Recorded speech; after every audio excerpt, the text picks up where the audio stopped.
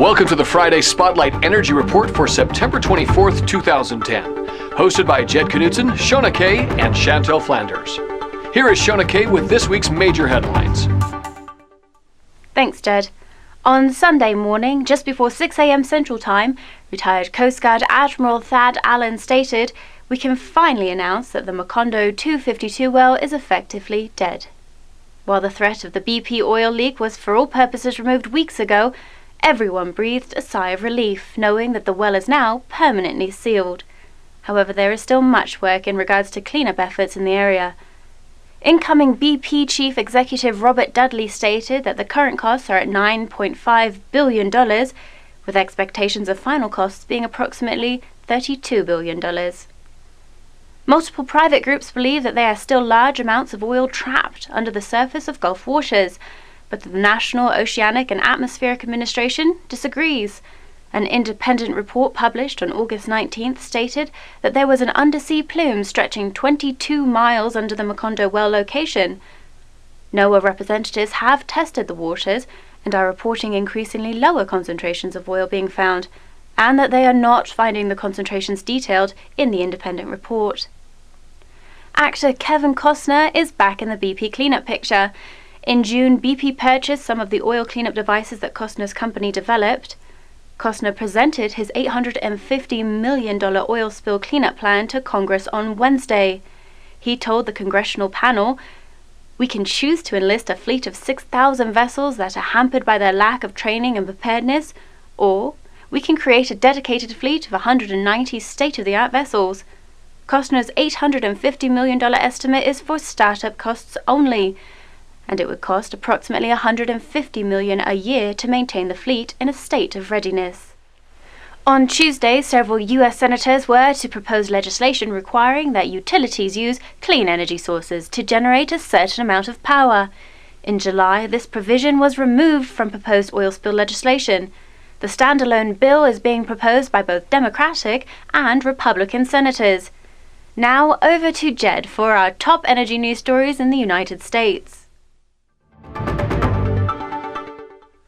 Thanks, Shona. Boeing recently won an $89 million contract with the U.S. Defense Advanced Research Projects Agency. The contract pertains to the development of a solar-powered drone that can stay in the air for 5 years.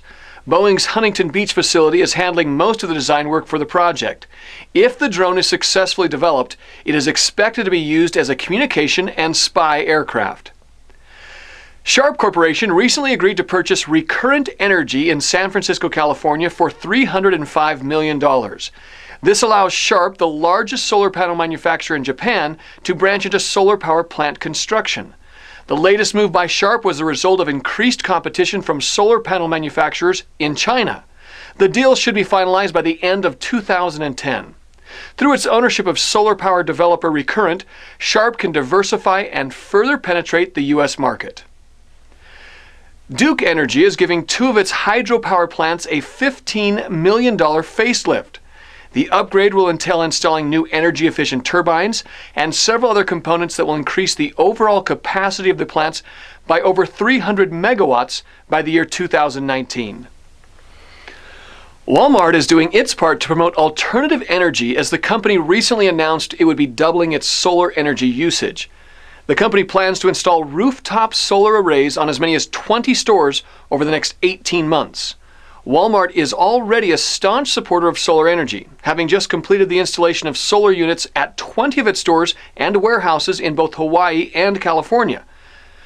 Retail stores seem to be quite active these days in promoting alternative energy, as IKEA recently announced it would be introducing geothermal power at its new location in Colorado. The installation will significantly reduce both cooling and heating costs.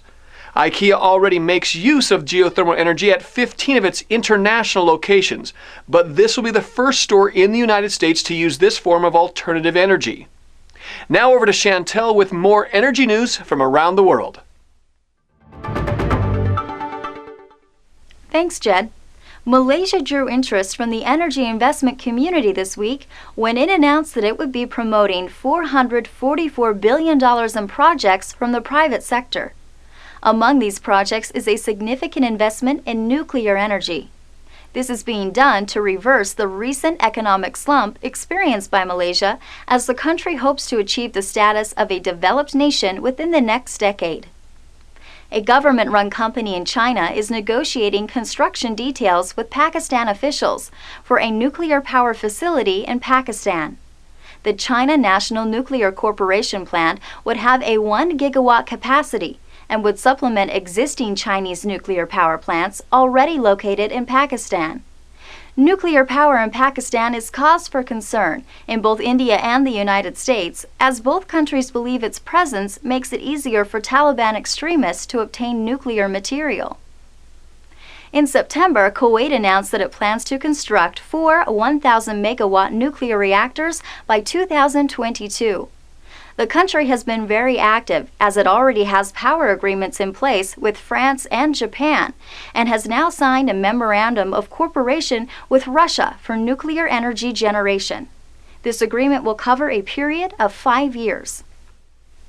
Last week, we reported that German citizens were against the Chancellor's plan to extend nuclear energy by 12 years.